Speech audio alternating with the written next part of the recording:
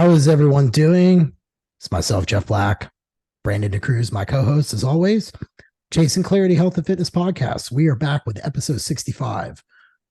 Today, we wanted to talk about the diet quality, and we're going to do a really deep dive on this. How being too flexible with food selection, diet quality, hinders fat loss and body composition progress and leads to fat gain. I know that particularly processed foods, iron in men is an issue that maybe we could talk about today. And that will create so much inflammation. People's results just grind still with men. But I'm interested to really get into the research this on you today, or with you today, B. I'm going to begin with my last 7 days. I'll be 14 days out for Masters on Thursday. So I'm starting to kind of get those extra little details and things like that. There's a pro friend of yours who commented on my story that my dryness was just insane. So Is it a client of mine by any chance? Yeah. Very nice. So right, shout out to him. Yeah. So he's well known for, I respect the shit out of him for his conditioning. So for him to kind of comment on mine, I was like, all right, you at least helping me chug along. The kid knows conditioning, man. I've had this kid inside out, man. Yeah. Let's give him a shout out, man. Shout out to Anthony Scalza. Yeah. The kid gets fried when he gets in shape. So I'm looking to kind of bring this down strong the last little bit. And I'm feeling a lot better in my hips and my back. I don't know how long I'll be able to hold my poses, so that might hurt me some, but I still have to go get the feedback on the national judges to kind of know if I'm even worthy of being there and what I need to work on anyway. Because it might be other stuff I'm not thinking about besides just my legs. So, and the competitor still wants to do it as long as I'm injury free for a few more years. So I'm going to keep doing it. Otherwise, business is good. Had some great stuff going on personally. Got some good life changes. It's always good stuff. And otherwise, man, I'll just be honest. It's just been like a really good week. I don't really have any lows, and I think that that's a good thing. Or anyone that'll piss you off or anything like that. I haven't had any of those. So good stuff. What about you? Well, first and foremost, I'm really happy to hear that, my man. It's always great when you're able to focus on the good things going on in life, especially during a prep where a lot of people focus on the negatives, the things that are out of their control, the suffering, the discipline involved. And I really appreciate the fact, because I'm very similar in the fact that I understand and you understand the fact that this is an activity that we choose to engage in. No one is forcing us to get on stage. This is something we like to do. And yes, there's some amount of pain and suffering that comes along with it, but there's also gratification, there's fulfillment, and there's this feeling of progress throughout the process. So I commend you on that first and foremost, because many people, and I know you're familiar with this, that they focus on, how much this sucks, or how much suffering they're going through, or how hungry they are. And it's all about the negatives. It's all about, the things that they don't like about prep. And it's almost like, then why do you do this? This is a sport that you pay to do, first and foremost. You are not forced by any overseeing body, any coach. Like, believe me, when I talk to competitors, like I've coached many competitors over the years, both amateur and pro, and never once have I told someone they had to compete. Even my pros that sign a contract, there's been times, and a particular case was I had a professional athlete that was supposed to travel out to an event, and there was a hurricane. And I specifically told him, and obviously we had to go through the IFBB and get a stipulation put in check, because if you don't show up to a pro show, you do get a large stipulation. You do get a large fine. It's thousands of dollars. So we contacted, and I said, listen, I'm not going to sacrifice your health or your safety to get you to a goddamn show. Like, that makes no sense. Yes, you're in incredible shape. We put a lot into this process. And believe me, I do not want to have to make this call and have this conversation with you where I tell you not to go, because I want you to be able to go there and fulfill your dream. But this is just not safe. Like, the flights are all being canceled. You're gonna have to drive in areas that you've never been to, across the country, and it's just not worth it. You know what I mean? So really, when it comes down to it, we have to have a sense of awareness, a sense of objectivity, and just realize that this is a choice that we all make. And so, I commend you on that first and foremost. But to get into my week, man, it's been a hell of a week, to say the least. The last 2 weeks in and of themselves have probably been the busiest yet most productive weeks I've had in all of 2023. So I'm blessed to say that.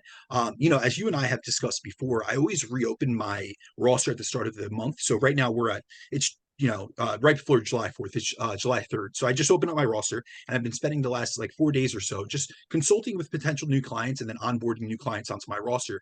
And I had a feeling that this month was going to be a busy one. So the week prior, so not last week, but the week prior, I had recorded a bunch of podcasts to get them out of the way, essentially, besides our own. You and I will always be here on a weekly basis. But when I do podcast appearances, sometimes I'll do them in batches, where then they can go out in the subsequent time periods when I'm busier and I can't get on a podcast. And so I've been on on a guest on 3 podcasts that just released this past week. So if anyone, in the audience is interested in listening to them and checking them out, I was on the Nutrition and Life podcast hosted by Lisa Franz, where we spoke about things like balancing progressive training as well as recovery in the process. So balancing, striking that balance between, really progressing your training and training hard, but also getting an adequate recovery.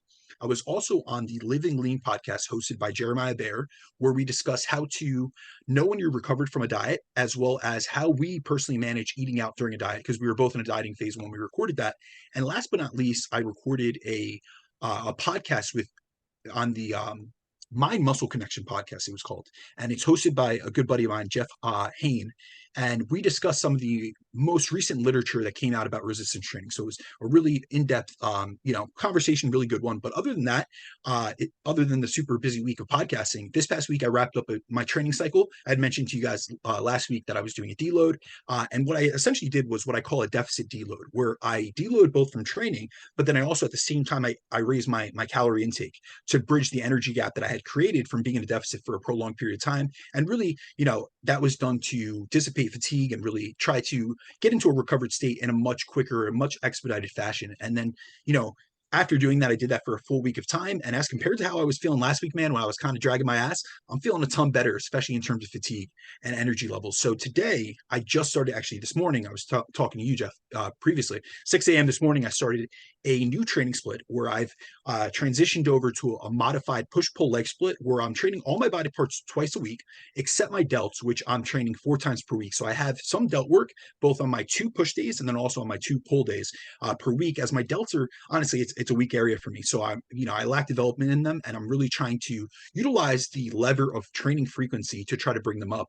But besides that, man, I got to say, before we get into this, because the audience doesn't know the background of things that go on behind the scenes, I'm just really happy that we were able to make this podcast happen this week, because just so the audience knows, Jeff and I, usually record every Tuesday, because really when it comes down to it, that's literally like the only time that we both have availability within our schedules where it aligns at the same time. And, we have super busy schedules. It's really hard to do this on a consistent basis, but we've made a commitment to be here each and every week. But seeing as tomorrow is July 4th and it's holiday, we moved this recording like last minute to Monday or to today. But I'm really happy that even on a few hours notice, we were able to do this. And I'm really happy and really excited to jump into this topic.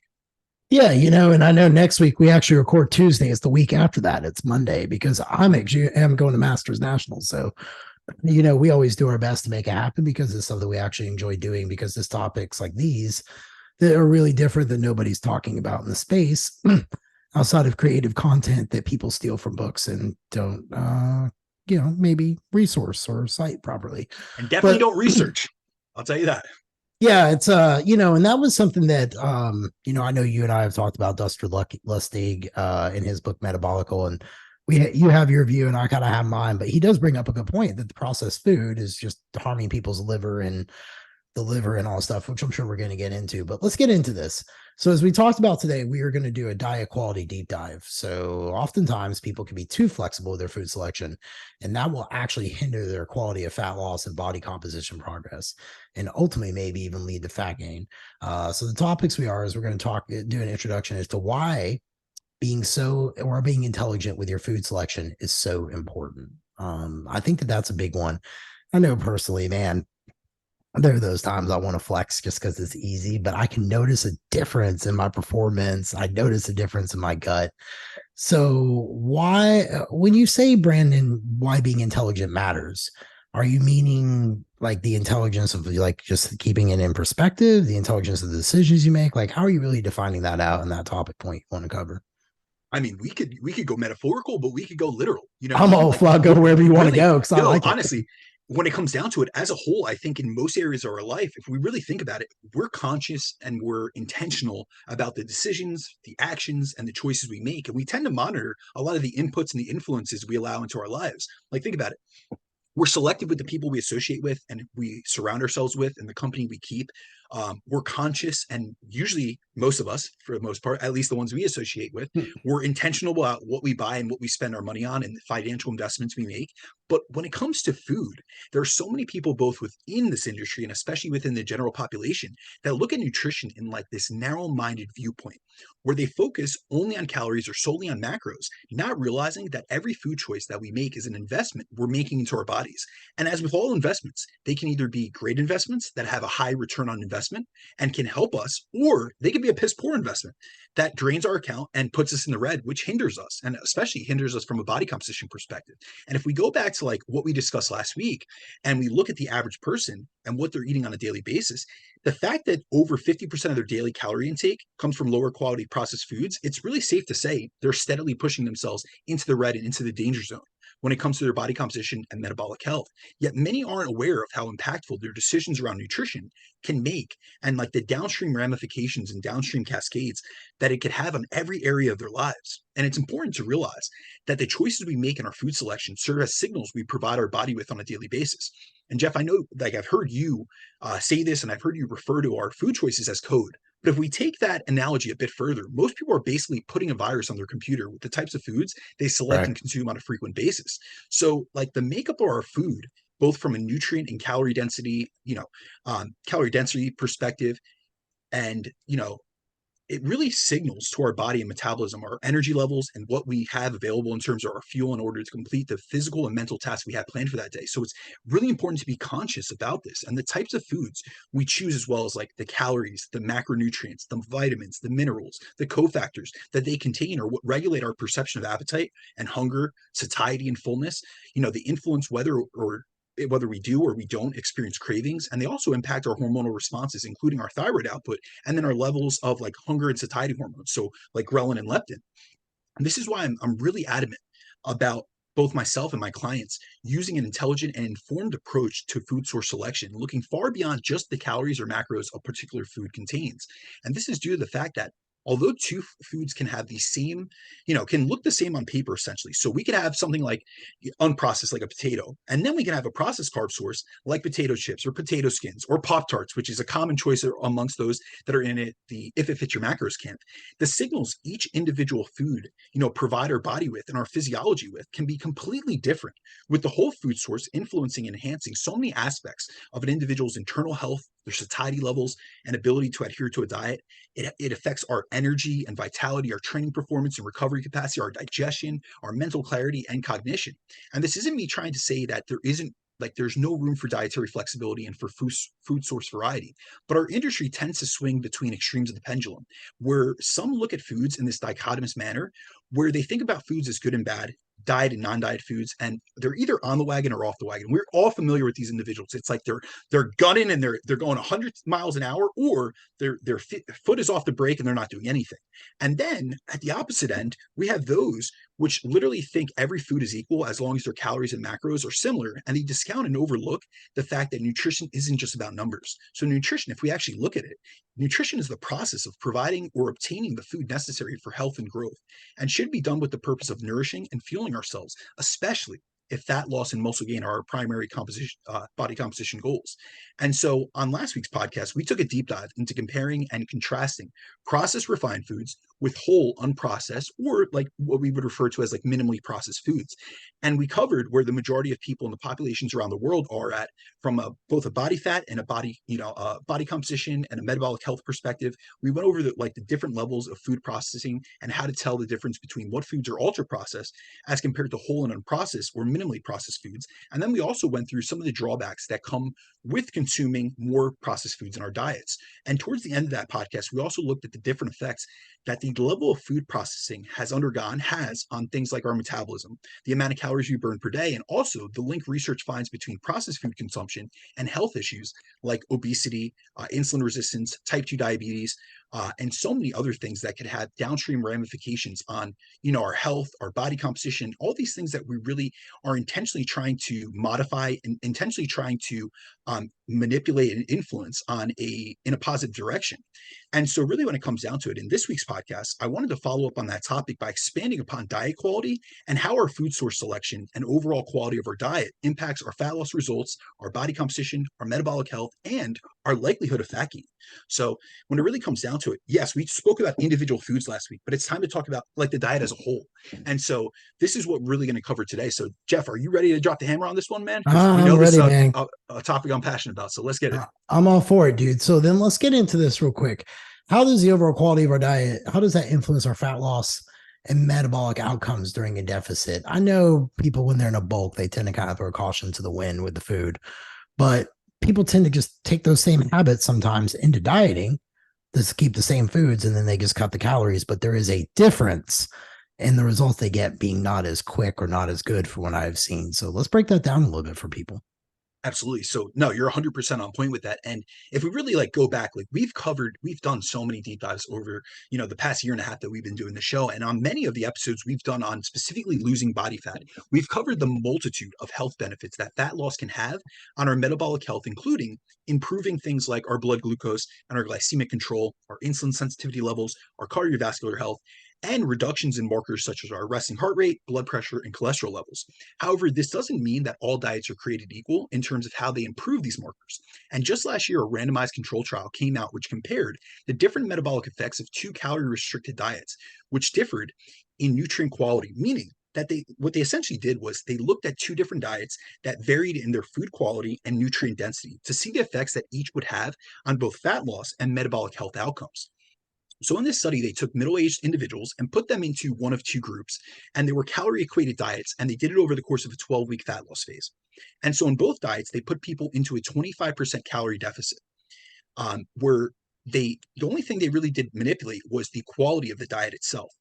And so really when we look at it, it wasn't a massive difference between the two. So when we look at it from like a calorie and macronutrient perspective, they matched it in terms of the calorie deficit, and they also matched total fat, alcohol, and sodium intake. So the main difference was in the quality and nutrient density of the diets that these individuals used to drop body fat. And in one group, they had them diet using what they referred to as a higher quality or higher nutrient quality dietary approach, where their food sources were of a higher nutrient density, where they ate less processed foods, and most of the diet came from whole foods. And due to using mostly whole foods, the higher quality diet group had a bit higher protein and fiber intake, and they also had less fructose from refined sugars in their diet. They also had a higher percentage of their daily fat intake coming from essential fatty acids, meaning EPA and DHA, which they actually had them supplement in order to bring up this intake for. And this is similar to honestly what I would do with many of my clients. Like I have a lot of clients that I have taken omega-3 essential fatty acid supplement like fish oil. So this is essentially what they did in this study. And they also had in this higher quality diet, they had more of their fats coming from monounsaturated sources and much less coming from sources of saturated fat. Now, in the other group, they had them diet using what they called a lower nutrient quality diet that used more processed foods that had a lower nutrient density. And in this group, they had them eat the same total fat intake, but saturated fats made up the majority of their daily fat intake. Oof. And this group also, yeah. So this group, when I go over the results, you'll know. I know what you know what I'm leading to. And so when we look at this group, they also had less essential fatty acids, a bit less protein in their diet, and more of their daily carb intake came from simple sugars and fructose, which are more commonly found in processed foods than in whole foods. And in both groups, they had them maintain their levels of physical activity throughout the course of the entire 12-week study. And this was done to ensure that the only major difference driving the weight loss that was found at the end of the study was due to the food quality and the calorie deficit itself. So although calories were equated between conditions and both diets were designed to be nutritionally adequate, the micronutrient makeup of these diets were vastly different, which is what I often see in practice between those who focus solely on calories and macros as compared to those who account for calories and macros, but they focus much more on food quality in addition to that. And so this study was, I got to give a shout out to the authors that in the fact that this study was extremely well done, as they not only looked at total weight loss, but they also measured both subcutaneous and visceral fat percentage, total fat cell size, and they also looked at a multitude of metabolic health markers related to insulin sensitivity, including changes in like their fasting insulin, their HbA1c, their home IR, and their blood lipids. And at the end of the 12-week diet, they found that the high nutrient quality diet lost more total weight than the low quality diet, with the high quality diet group losing an average of 18.5 pounds over 12 weeks as compared to the low quality diet group who lost under 14 pounds. So there was about a 4.5 pound difference. And they were calorie equated, keep in mind. Now, when it actually came to actual body fat loss, which is what we really care about, like, yes, people want to see their scale weight go down, but really what we're doing, we want quality weight loss, which means the maintenance of muscle tissue and the loss of body fat. And they found that those on the higher quality diet lost a significant amount of both subcutaneous and visceral body fat compared to the low quality diet group. And they also had a far greater reduction in their fat cell size. Now, when we look at other indices or other results that were found in this study, they also found that the high nutrient quality diet group had greater reductions in total cholesterol, triglycerides, and saw HbA1c and glucose decrease twice as much as the low quality diet group. So they saw far greater improvements in both their metabolic health and their insulin sensitivity levels. Now, what's really interesting about this study is they also did what's called an explorative analysis at the end of the study. And really what that means is they divided subjects up based on their degree of either insulin sensitivity or insulin resistance. And this specific analysis showed that the insulin sensitive subjects who had a home IR of less than 2.5 and under and followed the high quality diet actually lost even a significantly greater amount of weight than the same insulin sensitive subjects who were put on the low quality diet. So two people, they had the same degree of insulin sensitivity essentially, but put on two different diets. And the insulin sensitive individuals who followed the high quality diet lost an average of 8.5 pounds more than those who were insulin sensitive, yet they were on the low quality diet, which is an even greater difference between the two diets. And this study and the results they saw just reinforced the advantages and benefits of using a higher quality nutrient dense diet composed of mostly whole unprocessed food sources, especially during a fat loss phase. And it also fits in with a lot of what I've seen with my own clients in terms of, I always say this statement, and, you wouldn't really get it unless you really abide by these principles and you apply them into your own life. But I always say that a healthy body is a responsive body. And we see that as those with greater insulin sensitivity who followed the higher quality diet saw far greater fat loss than those who didn't. And it also shows that even if you're insulin sensitive and metabolically healthy, that although you may think you can get away with eating poor quality foods and still get the same results, that may not be the case. And it actually may be hindering your ability to lose the maximum amount of fat loss that you're truly capable of. And what's great about this study is it was actually a free living study, meaning that these, the people died like this in the real world and they weren't kept in a metabolic ward throughout the course of the study. So it has a lot of what we would refer to as external validity. It has a lot of, practical application and applicability in the real world, especially for coaches like us who work with clients in the real world. I have a question. What are the ones that you think, is there any certain foods that you find that people tend to think that are not that bad, that tend to be bad? If you want to give some examples, so that way people are kind of trying to understand what you're differentiating, meaning like, are you talking about like fruits, cream of rice, things like that, in comparison to the whole versus like person goes and eats protein bars, beef jerky, things like that, like what, like those kind of differences is what they're using. So first and foremost, I really want to make it clear that I would never label foods as good and bad. I would label foods more so as more conducive for your goals and less conducive for your goals. So on the more conducive for your goals, I would label whole foods like lean protein sources, whole grains that are unrefined. I would label things like, or I would categorize things like fruits, vegetables, things that you can get on the outside perimeter of your grocery store. You can get at a farmer's market, things that are going to be whole in nature, very satiating. They're going to have higher protein content, higher water content, lower energy density, meaning less calories per gram, and they're going to be more in their natural whole unprocessed state. So for instance, if we were to compare what's better for fat loss, whether it be a piece of whole fruit like an apple or say an orange as compared to dried fruit, I would go with the whole fruit. But then at the same time, if it was dried fruit as compared to like fruit juices or fruit concentrates, I would go with the dried fruit. So it's almost like we have almost like a spectrum of things. It's not looking at things as good and bad, but I will say that really my suggestion is at least 80 to 90% of whole foods that you could have either picked, you could have killed, you know what I mean? Or you could have gotten from the ground or grown yourself. Whereas the rest of your diet can be more the packaged foods. But when a lot of people are utilizing packaged foods as the majority of their food intake, like even things, all right, so let's look at things that a lot of people wouldn't look at as processed foods. So granola bars, protein bars, these are all highly processed foods. It's not that you can never have them, but if we actually look at the protein bar, like a Quest bar or whatever it may be, Quest bars generally have, and this is, I worked in the supplement industry for a long period of time. I used to sell Quest bars.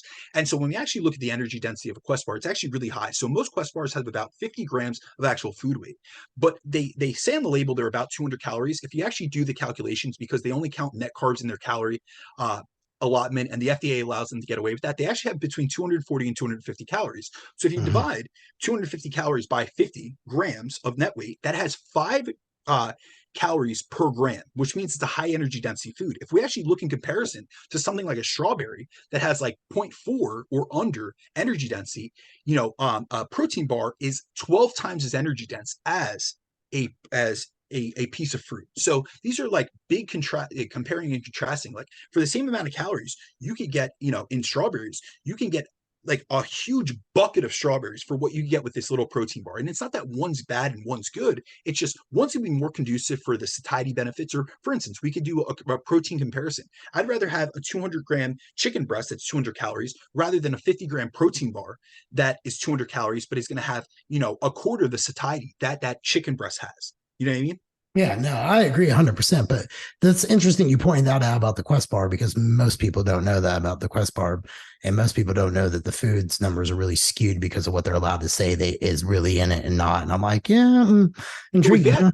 So if we actually look at Quest bars, the reason that they're so off, and oftentimes I'll have this conversation with clients. They're like, listen, my macros and my calories don't match on MyFitnessPal, on Chronometer, or whatever tracking device that they're utilizing. And I have to explain the concept of net carbs versus total carbs. And what protein companies, and I know this because I worked in the supplement industry, they're allowed to just label net carbs. So for instance, if you actually look at the back of a label of a Quest bar, the average Quest bar has around 24 grams of actual carbohydrates in them. However, they have a bunch of dietary carbohydrates, they have sugar alcohols, things like that.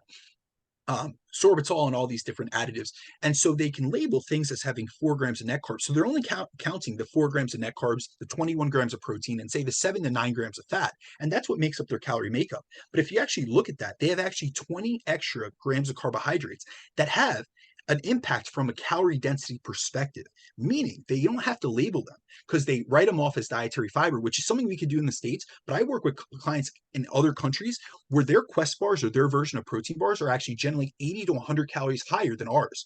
So what we would think is a low calorie protein bar that's 180 to 200 calories on average, because if you look at the average Quest bar, it's between 180 and 220 calories, depending on the flavor.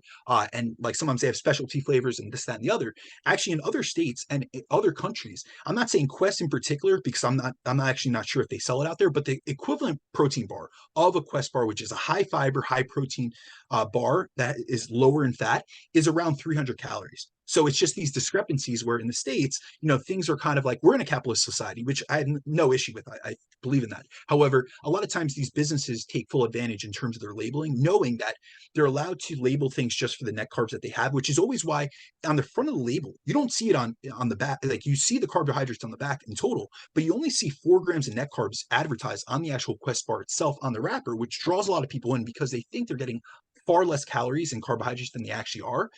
When in reality, it's not about what's on the label, it's what your body receives and the calories you actually absorb. And so there's really, we have to be aware and observant of that so that we don't get tripped up in eating, all these, fast foods essentially, thinking that they're a lot healthier than they are. Yeah, I agree 100%. I think that that's where most people, they just see the calorie number, because I'll have clients text me all the time. Well, my calories this. I'm like, well, did you hit your macros? And they're like, well, yeah. I'm like, then don't worry about what that number is. You need to worry about your macros. But look, before we go down that really, really deep, processed foods versus whole foods impact on our body composition, calorie intake, and fat loss efforts. I know we've kind of skirted around it, but let's hit this dead on. And then we'll go into the reasons as to why processed food increases our calorie intake, because I think that would just be able to glide on in, and I'll pepper in as we want to, or as I want to. Sound mentally gone there. That's the trend talking. All good, brother. I'm taking over. All right. So, it's funny because you wanted to discuss the research on this, but it wasn't actually until a few years ago when researchers really started to study the different effects that processed foods have on our body composition and calorie intake. So this is still a newer area of research, but in 2019, Dr. Kevin Hall conducted the most controlled study to date that showed the effects different quality diets can have on our body composition, body fat, and as well as our body fat loss outcomes. So when they set up this study, they wanted to see the different effects that different levels of food processing and food quality would have on an individual's body composition, their body fat levels, their calorie intake, and their satiety levels when everything else was controlled and accounted for. And they were able to track all of the body composition changes and every calorie consumed over a period of time. So what they did was they took weight stable men and women and had them live in a metabolic ward for 4 weeks where all their meals were provided for them. And every single calorie and macro they ate was both monitored and tracked by the researchers. They also monitor their scale weight, their body fat levels through DEXA, their appetite levels, and their subjective scores on things like palatability and like the tastiness of the different diets. And this study used what's called a crossover design, where they split people into two groups, where one group consumed a processed foods diet and the other group consumed an unprocessed foods diet for 2 weeks. And then each group would switch and go to the opposite diet for 2 weeks. And the only instructions they were given was to eat to fullness. So essentially, they could eat as little or as much as they wanted until they reached satiation. So both diets they were presented with were matched in terms of calories, protein, fat, carbs, fiber, sugar, and sodium. So these were like identical. Like if you just looked on paper, they were identical. So the main difference was in the level of processing between the diets, which really equaled the playing field between both diets. As in the real world, when we eat ultra processed foods, they're far more calorie dense, they're higher in refined fats, starches, and sugar, and sodium, and they have much less protein and fiber in them, which reduces the amount of satiety and fullness we feel from eating them as compared to eating whole foods. They also went as far as to max the energy density of the diets, meaning the amount of calories per gram of food, where they had both diets with the food sources were a bit over 1 calorie per gram. But in research and in the real world, we see that most processed foods have at least an energy density that's at least twice the amount of whole unprocessed foods. So the ultra processed diet isn't what many would think, like just when they hear about this study, or even if you read the abstract, like you really have to, I mean, this is an incredibly long study. This takes hours to go through, and I'll tell you because I've read it multiple times. But if you really go through the supplementary materials and you look at like what the menus look like and all these things, it's actually incredible. Like the ultra processed diet menu did include a lot of processed foods, but the meals weren't just composed of junk, as many who hear about this study would think. And that's because they were trying to match calories presented, the energy density, the carb, fat, sugar, salt, and fiber content. So, for example, one of the meals participants ate during the ultra processed condition consisted of Tyson steak, McCormick gravy, mashed potatoes with margarine, and canned corn. And then one of their breakfasts was Honey Nut Cheerios with whole milk. So they also included Sounds delicious. unprocessed foods, right? It doesn't sound like a processed food diet, though. You know what I mean? So they also included unprocessed foods and drinks into the processed diet to ensure this diet didn't contain just like super hyperpalatable foods that would stack the deck against the ultra processed diet. And so, on the other hand, if we look at like the unprocessed diet, it was mainly made up of whole foods. So, an example of one of their meals was a beef tender roast. They had basmati rice with garlic and onions. They had steamed broccoli, a side salad with balsamic vinegar, and then orange slices. So when it came to the differences in the two diets, the main difference was in their level of food processing, with the ultra processed diet containing 80% processed foods and 20% unprocessed foods, and the unprocessed diet containing the opposite, vice versa, essentially. So it had 80% unprocessed foods and 20% processed foods. So this study basically compared what the average American eats on a daily basis with what most in the nutrition industry would advocate as a minimum baseline, which is using that good old 80-20 rule that we always hear about. And they did this because they wanted to isolate the potential differences in diets down to just the level of processing these foods had undergone, rather than just comparing, say, 2 weeks of eating fast food versus 2 weeks of eating whole foods. And when subjects were in the unprocessed, or were in the processed condition, rather, they ate an average of over 500 calories more per day as compared to when the same individuals were in their unprocessed diet. And this additional intake came from just additional carbs and fats that participants chose to eat during the 2 weeks on the processed diet. And so, despite this increase in calorie intake, people in both conditions, so the same people in whether they were on the unprocessed or the processed diet, they had the same amount of calories coming from both protein and fiber, across the board. Now, although the average increase in calorie intake on the ultra processed diet was over 500 calories a day on average, I looked at the individual data points of the participants to see what's called the the individual variability. As what a lot of people don't realize, like when you hear about a study, and even when I discuss this, like studies report averages and they only report the group averages, which is, what you'll see if you just read the abstract, but there's always outliers in a study. And just like with coaching, there's always those outlier clients that either hyper respond or they're unresponsive. You know what I mean? Like there's someone that's the hard gainer, or there's someone that they just take off. They're hyper responsive. And the same thing happens in research. And so I really like looking at this because I always want to know, like, dude, what could this happen? Like if I just allow a client to go, haywire and just eat whatever they want, and I just give them macros and calories, like what could the damage really be? Yeah. It's interesting because there was one guy, listen to this, Jeff. There was one guy who increased his daily calorie intake by 1,600 calories per day, which is wild because this guy had to be packing on fat by the day. Like think about that. Over a 2-week period, he averaged 1,600 calories more per day as on the processed diet as compared to the unprocessed diet. Why? we'll get into that a little bit later, Uh, but yeah, but as a result of the difference in their calorie intake during both diets, their body fat and body weight significantly increased when they were on the processed diet, and they gained a little over 2 pounds during just those 2 weeks. But on the other hand, the same individuals lost about 2 pounds of fat when they were on the unprocessed whole food diet, and this was done eating to fullness. So it's not like they were purposely trying to lose weight when they were on the unprocessed diet. It just happened naturally because they reached satiety much quicker.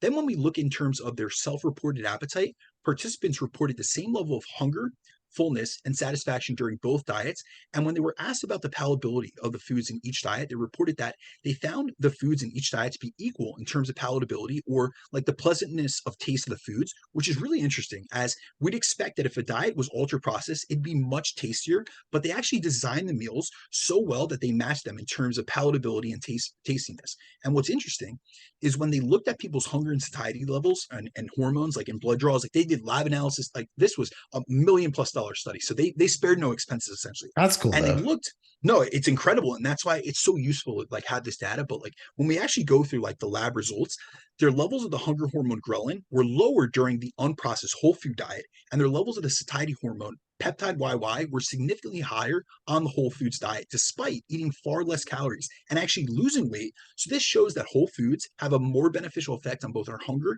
and satiety hormones, and also allow us to better regulate our levels of hunger and fullness than processed foods, even when we're eating, when we're dieting, which generally, when you think about it, when we diet, we generally see like a lot of these decrements in these, satiety and hunger hormones, and we also see an increase in hunger. And because both diets were matched in terms of fat, sugar, salt, and fiber, and participants rated both diets the same in terms of the taste and palatability, and the increased calorie intake they saw in the study may have been lower than what we would have actually seen had they not equated these Huh. variables. Because if we generally think about ultra processed foods, they often have less protein and fiber content. It's Like they have true. more sugar, they have more salt, they have more fat. They're also more, they're definitely tastier, and they're hyperpalatable, which is known to drive energy intake. So these are like the results we see in a metabolic study, like in what about a metabolic ward study, which is a highly controlled study and where they evenly match everything across the board. But if you really think about it, like if we were to compare an ultra processed diet in the real world to a whole foods diet, I'm pretty sure, and Jeff, I would love to hear your feedback on this, but I'm like almost 100% sure, and I'm really very rarely that confident about anything, but I'm almost sure that people, if they went from did the same 2 week intervention on both diets in the real world, they would eat far more than 500 calories per day to reach fullness, which would lead to even more fat gain over that same short duration period. What are your So thoughts? could you say that a different way? Like phrase it slightly different. Like what do you want me to contextualize out of that? Sorry. Okay, so in the actual controlled study, we see that in a 2 week intervention, same people, 2 weeks on an unprocessed diet, they ate Mhm. 500 calories less, and 2 weeks on a processed diet, they ate 500 calories more, but the tastiness was the same. All the macronutrients, all the calories, everything was equated, but they just ate more amount of food, so they increased their calorie intake by 500 calories just to reach fullness. But Yeah, think yeah. about if they actually had, like, I went over there, it was like a steak, they had mashed potatoes and Yeah. margarine. Like these aren't like junk food meals, but think about in the real world. If we did the same thing, we took someone that was from an unprocessed diet, they ate mostly whole foods, they ate high nutrient density foods, whole grains, vegetables, fruits, lean proteins. And then we said for 2 weeks, I just want you to say F it, meet your macros and go eat processed foods. Do you think it would only be 500 calories? Because in my opinion, they No, would it'd eat be thousands more of than that. calories It'd be more. like probably like 2,000, 2,500. Because 100%. an example of this would be if you notice, if you go to like if you look at a gas station or grocery store, I was pointing this out. There's no longer single serving candies, like meaning M&Ms or king size shareable size.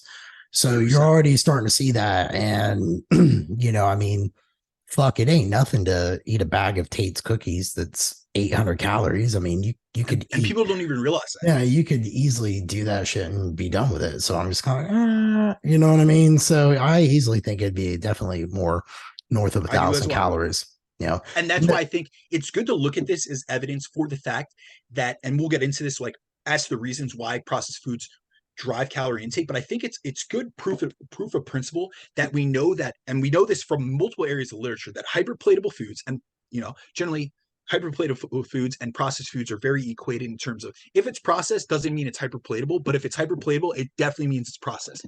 But we know that it's been shown in research and then also in just the real world to drive what's called passive overconsumption, which is the inability to moderate our intake. And so these are foods that we find hard to at least, first and foremost, to reach fullness, but also it's really hard for us to control and use willpower to be able to moderate our consumption of. So if we have a 500 calorie allotment, for instance, for a meal, and we decide to go from eating, say, a chicken breast, a side salad, and a sweet potato, and we decide to swap it out for, some type of processed protein, like a processed meat, like a cured meat, a deli meat, whatever it may be, and then we put, French fries and something else, like 500 calories it's not equal.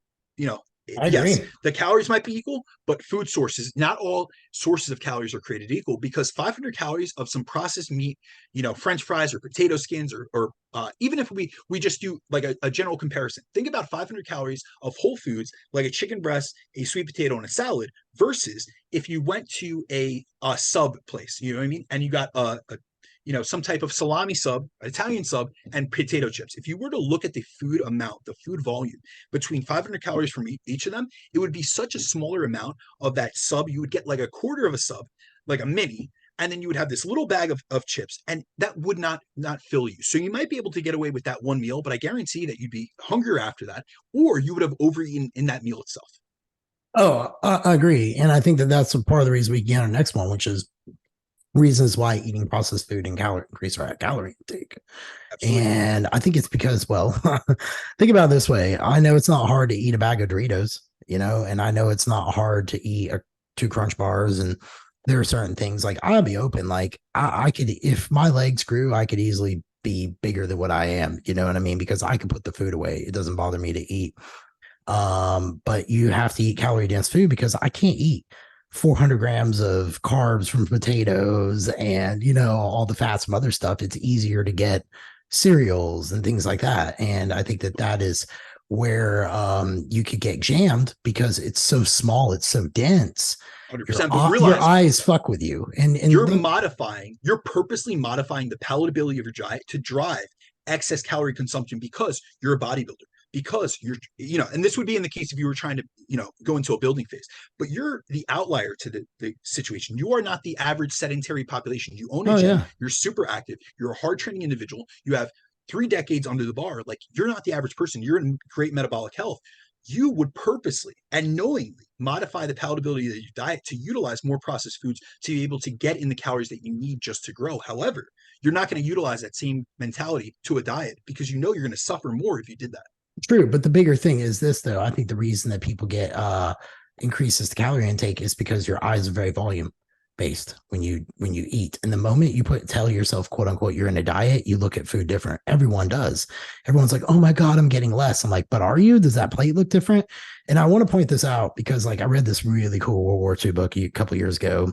This guy, he was like Welsh and he was captured on the Japanese side. He said by the 6th month in, when they were in the POW camp, they were fighting each other over extra grains of rice, that their eyes could tell the difference in the bowls who had extra rice and who had extra maggots in it. And they would get in fist fights to be able to get the extra rice and the extra maggots. So your eyes already draw to that, and people misjudge it. They look at it and go like, if I piled you up a plate of potatoes, Brandon, and I pile you up a plate of Fruity Pebbles, which one do you think that 100 people are going to be able to get through quicker and not bitch about? Without it, exactly, exactly. And they Pebbles. did like 3 times the calories, and those people are none the wiser because they don't understand food density. Because yes, actually, to them. What you're referring to is actually a term that's called, it's in the literature, called portion distortion, meaning that people have an inability to tell the amount of calories that are in different portions of food. And we eat for what you refer to, we eat for volume. And that's mostly based on our gastric stress receptors in our stomach, that we actually eat for an amount of food weight. So it's irregardless of what food we eat, we're trying to get that food weight, which is why you can have a lean protein on a salad, a really, colorful salad, or a bowl of fruit, and get filled with 300, 400, 500 calories. And you would have to eat the same 1,000 or 1,500 calories of a processed food item to get that same food weight and see that same amount of satiety. But when it really comes down to it, let's get back to the reasons as to why processed foods drive passive overconsumption. And we've covered several of the reasons in last week's podcast episode, such as the fact that processed foods generally have at least twice the calorie density as whole foods. So they have more calories per gram of food weight. They also provide less satiety per calorie as compared to whole foods. And they're usually hyperpalatable, which makes them more seductive and harder to moderate our consumption of. So there are a few other reasons besides those. So we went through that. If you guys didn't listen to last week's episode, I definitely recommend that you go back because we took a deep dive into those areas. However, there's also other reasons why we eat far more calories from processed foods than we do from whole foods, such as the fact that processed foods dysregulate our ability to regulate our appetite, and we eat for homeostatic reasons. And rather, what it causes us to do is we start eating processed foods, we end up eating for more hedonic and pleasurable, essentially hedonic reasons, meaning the pleasurable experience it provides us with. Also, processed foods are softer and easier to eat quickly, which causes us to consume more calories per minute and more calories per meal. And then also, processed foods have less protein per amount of food weight, which causes us to have to eat more to reach our protein needs, as protein is the most satiating macronutrient. So when it comes to appetite regulation and hunger management, we see that despite losing weight during the unprocessed diet, their ghrelin levels were lower. So hunger was better managed despite the difference in daily calorie intake. So they essentially got fuller with less calories and less food, which is also reinforced by the fact that their PYY levels, which this is essentially a satiety hormone, on the processed diet, these individuals' hunger hormones were higher and their satiety hormones were lower. So they needed to consume that extra 500 calories per day just to reach a similar level of fullness. Another aspect of processed foods is they're softer and easier to chew, which is one reason why, I like to, I've never heard anyone else say this, and I've often quoted this myself, is that I often call them fast foods. And it's not only because they're convenient to get and they're readily accessible, but they're also fast foods because you can eat them super quick. We're able to eat them so quickly that we can literally eat them on the run, which is why drive-throughs are so prominent and popular for people to go through. And when we actually look at the study, one significant difference that they found between diets is that people had a much higher and faster eating rate during the processed food diet, and this resulted in them consuming more grams of food per minute and more calories per minute than when they were on the unprocessed diet. Then other research we have actually has shown that faster eating rates can increase overall calorie intake, as a 20% change in eating rate, or essentially the speed of eating a meal, increases our calorie intake by anywhere between 10 and 13%, meaning that just by increasing your eating rate, it can significantly increase your calorie intake and the total daily food consumption, whereas just slowing down your eating rate can do the opposite. It can help you feel more full and regulate your appetite better.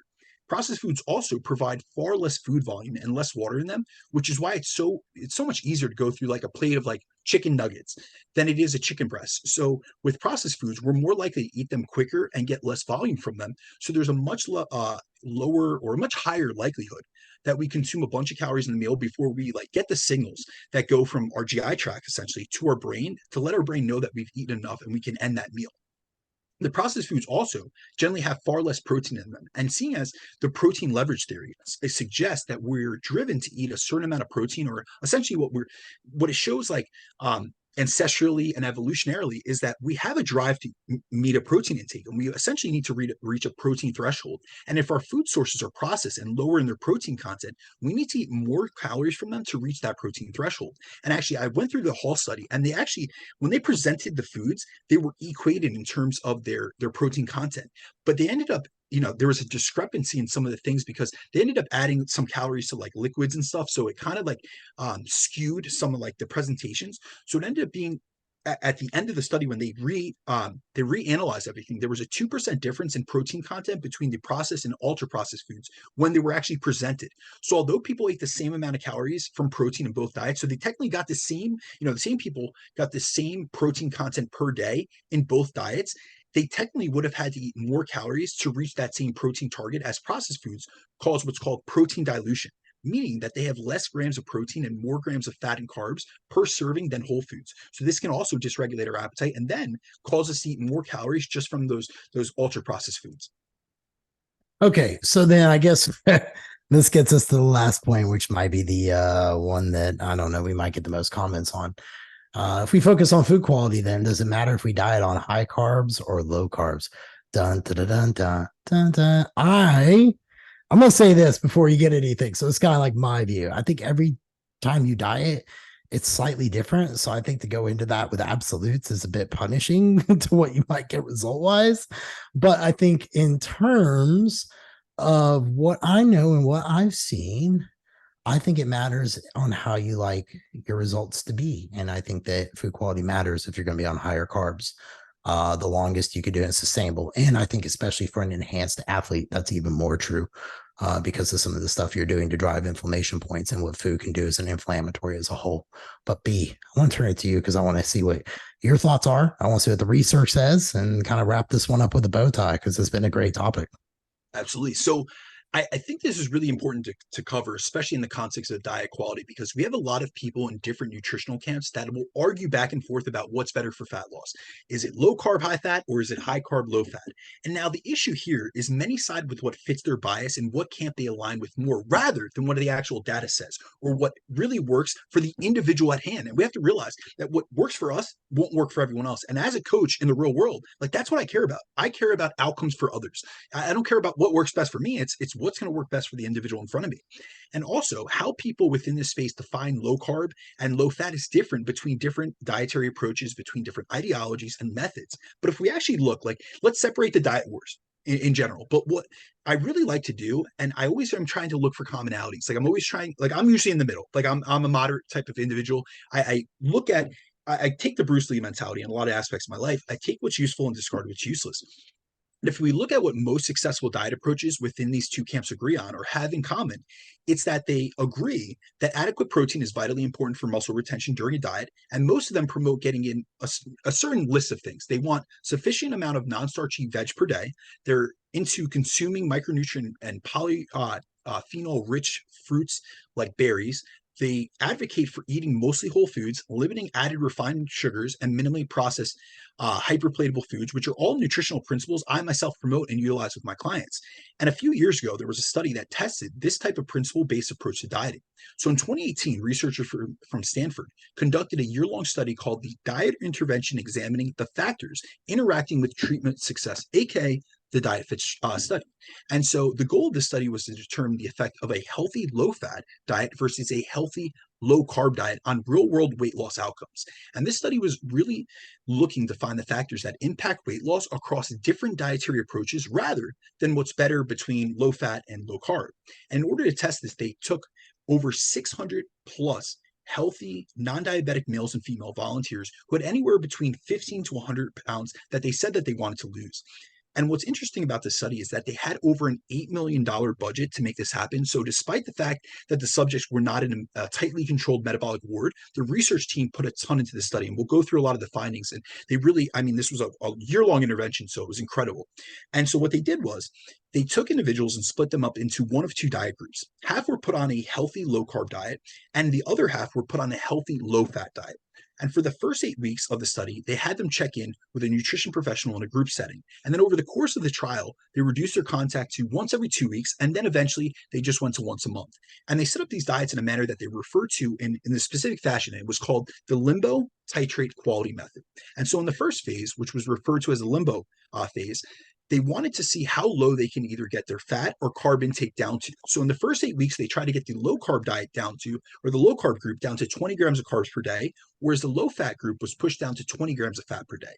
Then they went through the titration phase, the titrate phase, where they had the low carb group slowly titrate their carbs up from 20 grams and the low fat group, bring up their fats from 20 grams to a level that they could sustain for the rest of the 10-month study. And so their calorie intake and macronutrient intake changed across the year-long study, but the one aspect of the diet they focused on throughout the entire study was the quality of the foods that made up the diet, whether a participant was on the low fat or the low carb condition. And this was done to ensure that no diet had an advantage over the other in terms of quality, or one diet would be more predisposed to weight loss or health improvements than the other. So their focus was on having people create and follow a high quality, micronutrient rich diet, regardless of whether they had been randomized to low fat or low carb groups. And so, in order to do this, they went over the food sources they wanted them to use and also advised them on what to buy and what not to buy from the grocery store, similar to like That's what we huge. do with coaching. No, it's huge. It's really similar to like what we would do with our own clients because we provide our clients with food swaps or food sources, food lists, and advice on what to include into their diet and how to structure their meals. So, from a quality component perspective, they encourage participants to buy whole foods, shop at farmers markets rather than the middle of a grocery store, prepare their own foods at home and go out to eat less, and sit down when eating a meal, as well as to not eat in front of the TV or while driving. And both diets were designed with an emphasis around healthy whole foods. So in the low-fat, high-carb group, they ate lots of fruit, whole grains, and they minimized high-fat sources like butter and processed meats. And they used things like balsamic vinegar and lemon on veggies and salad. Now, in the low carb, high fat group, they ate a lot of like eggs and avocados, nuts, and olive oil was like their main like cooking spread and what they put on salads. And they also had certain commonalities between diets, which they wanted all participants to eat daily, including at least one salad a day. So these were like the non-negotiables. These are like the things we put in with our clients where I'm like, listen, I want 3 to 4 servings of protein. I want 3 to 5 servings of fruit and veg per day. I want you to hit these micronutrient intakes. I want this fiber goal. Like these are the non-negotiables within all clients. And so within this, what they did specifically for these participants was they told them they needed at least one salad a day, as many vegetables as they possibly could per day, and they wanted them to include as little added sugar and refined grains as possible. So this wasn't like, when we hear like low carb or low carb or low fat, like a lot of times people are thinking like low fat Little Debbie's bites or like low carb keto brownies. Like it was none of this. It was high quality foods. And the head researcher who designed the study said that the reason they focused so much on quality is because up until that point, now keep in mind this was 2018, so this is only a few years ago. But up until that point, most of the diet trials that were looking at fat loss outcomes had been focused around calories and numbers. And so he was trying to set apart this study design with like how he set this up, because it was quality first and then quantity second. So when we look at the results, overall, they found almost equal weight loss between both diets on average, and they both lost a significant amount of weight. They also applied what's called a healthy eating index to test to each participant's diet quality. And they found that in both groups, those who had a higher healthy index score in terms of their overall diet quality lost more weight. So those that ate healthier and ate more whole foods and micronutrient rich food sources, whether they were low carb or low fat, they lost more weight. And they also looked at each participant's level of insulin sensitivity and insulin resistance as like one of their main hypotheses was that those who were insulin resistant would respond better to low carb, high fat, and those who were insulin sensitive would respond better to low fat, high carb. But they actually didn't find this to be the case. As long as quality was maintained, whether they were insulin sensitive or insulin resistant, they responded well and lost weight. Now, when it came to health improvements or health outcomes, both the low fat and the low carb groups saw very similar improvements in their body composition, their blood glucose levels, their insulin values, and their metabolic, their indice of metabolic health, as well as metabolic syndrome risk.